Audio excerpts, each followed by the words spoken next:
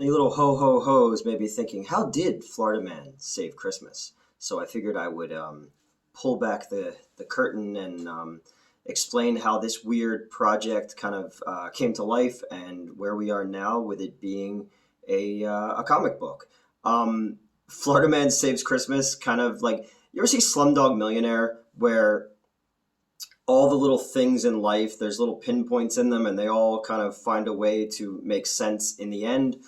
Florida Man Saves Christmas kind of started in 2013. I was the overnight manager at a hotel off the turnpike in Bordentown, New Jersey. And we shared a parking lot with a Wawa, which is like a, I don't know if you know, like a Circle K or whatever, but it has gas station inside. It has convenience store and they have a deli and whatnot. And every night around 2 or 3 o'clock in the morning, I would go around, I would take all the trashes out.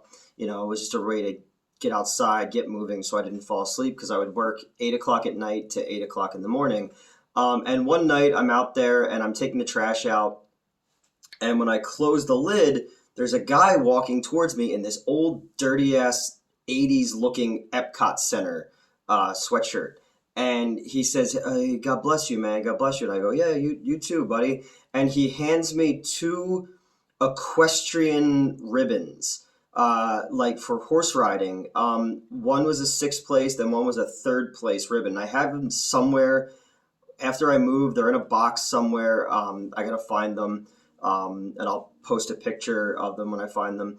But I'm just thinking to myself for the whole rest of the night, like, where did that guy come from? And where did he get two horse riding medals, you know? And he was wearing the Florida shirt. So anytime anybody started talking at that point about Florida Man, that was the first thing that I thought of. Like, what adventures did he go on before? And I kind of put it out of my mind for a while, and then the memes became popular and the headlines on Twitter and whatnot. And from 2015 to 2019, I hit this like serious time where I was very, very creative. And I pumped out an insane amount of screenplays. But everything was stuff that I knew that if it came around, I could do it for little money. One night I'm at work and at the Anthony Wayne movie theater. This is about 2015. One of my employees is writing a paper about folk heroes, and he's talking about the American folk hero, and I was explaining to him like, well, America needed folk heroes like Johnny Appleseed and all that, Babe the Big Blue Ox and all, because we didn't have our own identity at that point, so we needed to create our own gods. And I was just like, and they're not God and they're not man, there's something in between. And that soliloquy that I gave him stuck into my head. And then I started to think about it like, oh, Florida Man is actually a modern American folk hero, And then I made a post on Facebook and I was like, what if I came up with like a script where it's all those Florida Man, headlines are all this one guy. And then why this guy is doing it was the next piece that fell directly into place. And as soon as I had that piece in my head that he's this kind of, tweaker scoundrel from Florida, who gets into all drug-fueled shenanigans, but one day he smokes what he thinks is formaldehyde. Turns out to be this mystic fucking Lovecraftian, shit. And next thing you know, he dies on the operating table. But when he wakes up, he could see the supernatural and the unknown. But unfortunately, the unknown can see him as well. And the dead hate the living, and they love watching the living debase themselves. So they keep telling this fucking dude that he's saving the world by doing all these white trash, insane things. And from there, his legend grows as he gets involved with monsters and demons and zombies and all this kind of shit. So once that piece was in place, it took me 3 weeks to write over 200 pages. And I used the structure of Beowulf to kind of do the layout. And then the next piece that fell into place was the titles, Florida Man Saves Christmas. I thought that was eye-catching enough that people would be like, what the fuck is this, Because there are other Florida Man comic books, but they're always more like true crime or like this lovable white trash loser, kind of guy. But nobody had done Trailer Park Lovecraft or White Trash Hellboy. And that was the idea that I had there. And then I remember, okay, Christmas, Florida is a town. Why don't we make it? He has to go to this town to do something because his reputation precedes itself. And he's brought in to be this big hero, kind of like My Name is Bruce, the Bruce Campbell movie. And then I thought, okay, so I started doing research about Florida stuff and Christmas legends and all this. So I had the bulk of the action takes place at the North Pole Dancers, which is a Santa Claus themed strip club owned by a gentleman named Futard. Futard is the patron saint of naughty boys. I thought that worked well. There's 8 strippers. Each of them are named after the 8 reindeer. They accidentally unearth this that has this creature inside of it that is this unknowable cosmic creature that's inside a gator in an elf suit mascot costume from an old roadside attraction that used to be there. And that came from Expedition Theme Park, which is a great website, YouTube page, you should check it out, where there used to be Santa-themed roadside attractions. I was like, oh, fuck, I love abandoned roadside attractions and Americana stuff, so I jammed that in there as well. And I was like, all right, but I also love Escape from New York, and there's all this backstory to Snake Plissken that we don't get, but we're laying breadcrumbs to other stories. So I put that in there, and it came so fucking fast. I was able to write... I'm gonna sneeze.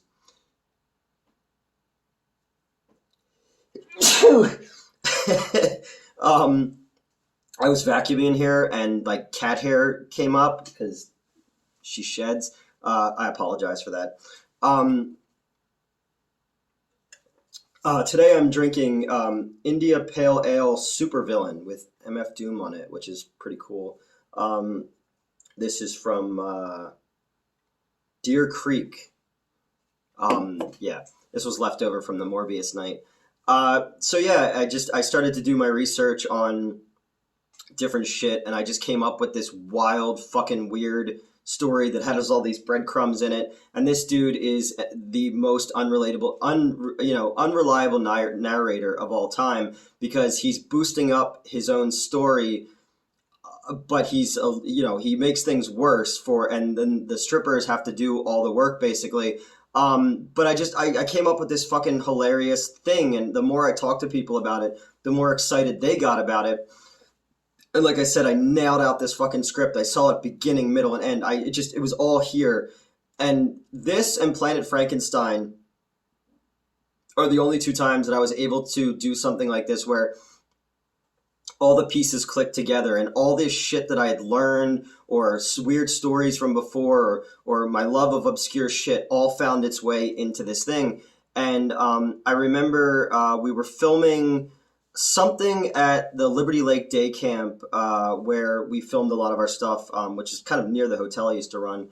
And afterwards, my former production partner and I, we went out to eat, and I'm explaining to her the story, and she's like, "That I don't fucking know what you're talking about. Doesn't make sense. That's why are you wasting your time?" And then I said, "Well, you go look at the Florida Man myth. Go look at it." So she looked that up, and then she started to get it. Then I gave her just the first 10 pages to read. And, this person was my best friend and part of my life for a really long time, and was my muse. Everything I wrote was for her, to get these things made. And she told me that it was brilliant. And I have the text message still where she told me that it was brilliant, and I hold on to that, even though, we don't talk to each other anymore, because, it's one of the times where I got the "you're good and smart" from, I'm really insecure, and I have really low self-esteem. And whenever somebody reads something of mine and tells me it's good, it makes me feel good, because I'm so used to being rejected by people for my scripts. So I knew that if she believed in it, then it was going to be something.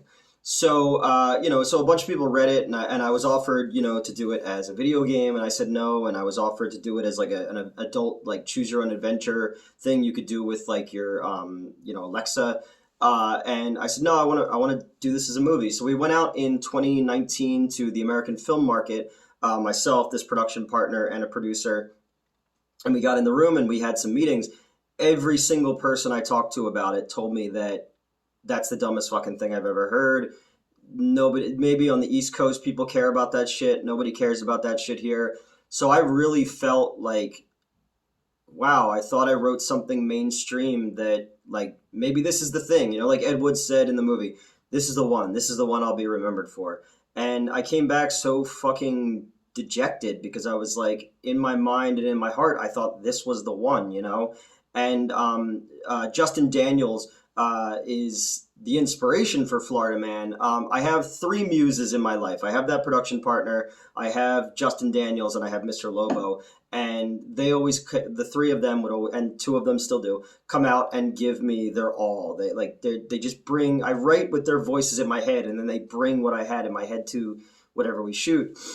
So Justin had always come out of his way to help me with things, and I wanted to write something really, really special for him. If you go back on this page and you look at the Black Friday 2 trailer, he plays like this sleazy mall Santa Claus, and that was the inspiration right there. I was like, I want to write this thing for this guy with his mannerisms, with his attitude, and make this a gift. Like, thank you so fucking much for coming out and being in all my dumb shoots, being in Florida, being in Swamp Zombies 2 and Midnight Show and all that.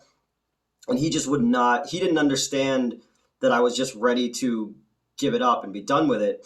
And he wouldn't let me. Like, him and again, just, there was some other people as well who were just like, no, this is too good. So I went to go work for the last company I worked for, and I kind of put it out of my mind for a while. It was just something that was on the back burner while I was working on other projects for other people, making other people's dreams come true, and picking up the slack for people who make a lot more money than me that should have been writing. There was talks about doing it over there, but it had to have been cleaned up and changed. But I wanted it to be that kind of dirty with nudity and gore and foul language and kind of, sleazy fun. That's what I wrote it to be. He's not a bad guy. He's got a nickel head, but $1 million heart, Florida Man. And he keeps wandering into these adventures because he can, he's connected now to the supernatural, like a filthy John Constantine or something. So after the last company fired me, and everybody was like, "You're not a real writer. You steal from people and shit like that." And I was just like, that's what people are going to think of me from now on. That nothing I've ever done has ever been original, and I've written a fucking lot. Yeah, you know what? In the past, I've for Midnight Show posters, I've had the artist copy famous movie posters. I got killed for the Black Friday 2 poster because it was a parody of the Hell Night with Linda Blair poster. And I'm like, that's the point. But people just would not fucking let up on like, oh, you stole that artwork. And I'm just like, oh. And even with Florida Man, people are like, oh, you're stealing the Danny McBride. The artist who did it for us is Brazilian. He drew it the way that he wanted to draw it. But the ultimate plan is that it's going to be like Harvey Picar, American Splendor. Each book he kind of, because he's a folk hero, takes on this different look for different people at different times. So after I was let go and I was at my kind of fucking lowest, I met with a producer friend of mine who was just like, look, ultimately I was going to try to steal you away from that last job anyway, start rebooting Schlock and All, so why don't we go do this now? And the first thing I thought of was, well, why don't we do Florida Man as a comic book, and then we have something that is a calling card for us. I started doing the YouTube videos as well, which have, they've grown to a cool point, like over almost 6,000 subs where I'm just shooting like this, and with, Melissa and Metz who come to hang out because they don't live that far away, and they're good friends of mine.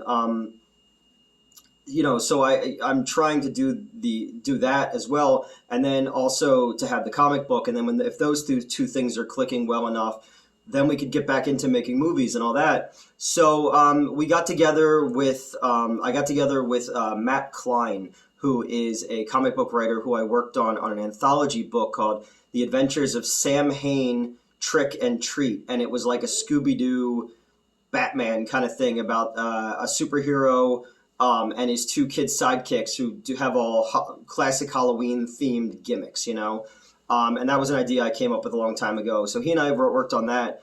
I don't. I write everything in screenplay format, so he adapted it for me into a comic book, and then taught me more about that stuff and added some really fucking funny lines. And then when we were getting it back, I saw where there was gaps. Then I went back and I added some lines to things. So and then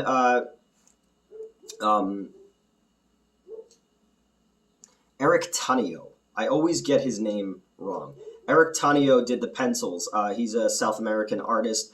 He worked with David Fox. David Fox is our inker and letterer for this one. And I've known David for a really long time. He's friends with our producer, and with Steve Carino, who made Planet Mirrorball for me. And he worked on Geeks, Girls, Guns, and Ghouls, which you can find on this. Steve is an amazing human being, one of my favorite people in the entire world. Again, another person, when things were really bad in November, I went to his house and told him everything that was going on and cried at his kitchen table, and he was there for me, And then Rob, it's just Rob Jones, because he has a different name on Instagram. Rob Jones did all of our lettering for me. So I write everything down now because I'm trying to do notes, because I don't want to get people's names wrong and then leave them out. So, but we got these people together, and in November, and what we said was we're going to do a first issue. And the first issue is 25 pages long. It's the first 25 pages of the script. And it gives you a nice backstory on this character, some wacky fucking shit that goes on in his world, and sets up the other 11 issues that we are going to be running a Kickstarter for, launching off in May. You may have seen some pictures of the shoots that we've had, or video for the shorts on here. I'm so excited about this. This is an idea just like Planet Frankenstein, that it came out fully formed in my head, and I had all these bizarre designs and concepts and jokes, and like, this is the funniest fucking, most creative fucking thing I've ever written in my entire life. And I'm very hard on myself, and I don't believe that I'm a writer. I'm an idea man, as I was told at my last job. But this one I'm like really proud of. I'm really super fucking proud of it, and I'm more proud that these other creative people got involved and helped me make it a thing. Like, it's a book that I will be able to hold in my fucking hand, So we're going to the NJ HorrorCon this weekend. I know I've talked about it in previous videos. And we'll be selling 250 numbered copies of the Ashcan, which is a black and white version of it. It's a con exclusive. Any that we don't sell, I will put online if anybody wants one. And then we'll be doing the Kickstarter, which has a series of amazing fucking, incentives to get involved. And I'm so excited about this. I'm so excited because you could tell stories about this character forever. And I've been like outlining other adventures that I want this guy to go on. And I don't know, it's weird to have something in your head for that long, and then to see it, someone else interpret it into visuals, and it's beautiful, and it's exactly the way that I imagined it. And and Matt Klein added to the script gaps that I had because it was a screenplay, and made it just work. And all these little sight gags that I wanted, like on the map of Florida, there's a line pointing to it, and I wrote America's dick, just shit like that I wanted to just make this folk hero and do something that nobody else has done, and kind of prove my worth a little bit as well, that like, oh yeah, I actually have some okay ideas sometimes, and trying to shake up the last few months that I've talked about a bunch, and I hope that people like it, and I hope that people are proud of me, and I hope that even the people who don't talk to me are proud of me, like I said in the Swamp Zombies video, because I had to change a lot of stuff to take out people who don't work with me anymore, but either way, it exists now, and you're going to be able to buy it at a convention, just like you could fucking buy Swamp Zombies 2 and watch it for free, and we're going to do this Kickstarter, and even if the Kickstarter doesn't work, like, I'm going to make something out of it, just like Planet Frankenstein. It's too fucking good not to do something with it, and if I have to put my own money into it again, great. If I fail, I'm going to fail on my terms this time, not on someone else's. Florida Man Saves Christmas. I'm so fucking proud that people got behind me and that people online tell me, dude, we're super excited. We can't wait to read this and see this. And, you know, maybe, hey, fuck, maybe one day it will be a comic, a video game. Maybe it will be a feature film, you know. But all along the way since 2014 or 2013, the day that dude gave me those 2 ribbons, the idea was planted in my head. And over time, just other pieces got added to it until it took form the way it did. And, you know, it's the only thing I've ever written that people have told me, like, this is good, this is different. And that's an amazing feeling. Now, again, I don't want to be like Brian Wilson from the Beach Boys. You write something that you think is so perfect that you realize you could never do it again, and then you go insane. But Florida Man isn't the Beach Boys' pet sound, so I don't have to worry about that. Yeah, I love cursing and boobs and slime and monsters and southern fried shenanigans. So that's what Florida Man is, and I'm very excited for it. I hope you guys are excited for it. It's been a long time coming, but it's almost here, and they printed and they're ready, and I can't fucking wait to hold that first issue in my hand and like, you know, I may cry. So that's how Florida Man saved Christmas. You know, I'm not going to ask you what your favorite comic book is or to be happy for me or tell me go nude or any of that shit. I'm learning how to be a muse to myself and get writing again and get creating again, because there's good things on the way. And for everybody who has started following me on Twitter or have subscribed to this page and watched the episodes and come to the Wednesday night premieres of the What the Fuck Wednesdays, you know, I owe you guys a lot too, because a lot of people were telling me, like, you know, you're done. You'll never write again. Who would hire you after everything everybody says about you? And you know, and again, I made a lot of fucking mistakes in a long period of time there, you know, and like I said in the other video, I deserve what I got from a lot of shit, but I'm ready for my comeback, man. I want to do the fucking black leather Elvis Presley comeback tour and just show people, like, you know, I got fucked up. I got lost in bad things and I let myself become a bad person. But underneath of that, I feel alive when I'm writing and creating stuff. And this is one of those things that, like, I know for a fact, no matter what, it's going to pay off, because it exists now. It's not just talk, and we'll see where things go from here. But I'm so excited, and I hope if any of you are on the East Coast, you come to the convention, and please come say hi to me. And I look forward to just having people to talk about movies with and comic books again with and all that shit. And yeah, man, like, I don't know, I'm rambling. I wanted this to be about you know, all the pieces of where the thing came, where this story came from, and you know, I'm proud of it. I'm really proud of it, and I'm thankful to all of you, and hopefully we sell those 250 copies, so I'll feel like, you know, good about myself for once. So that's it. It's a Monday episode. Wednesday I've got what did I do? Oh, Mail Order Murder, the story of Wave Productions, which was it's a really cool documentary I found on Tubi about a low budget to no budget filmmaking company, and it really, like, fucking inspired me. So please come East Coast time, 9 o'clock on Wednesday night, and I will see you there, or I will see you at the convention, or you can always find me on Twitter at @StillNewtWallen, and share this page around and help me get to 6,000 subs and maybe 10,000 subs and maybe one day 50,000 subs. I don't know. We'll see how things go. But yeah, thank you guys so much for listening to me ramble on, and have a good one.